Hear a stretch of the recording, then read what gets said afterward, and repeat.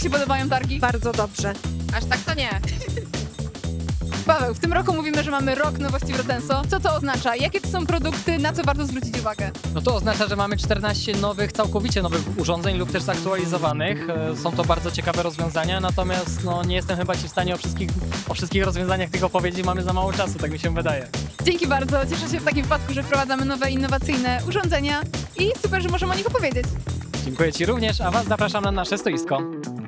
Jak najbardziej. Kawa wszystkim smakuje, nawet podobno jest lepszy niż w konkurencji, także super to słyszeć. Na pewno dla tej pysznej kawy.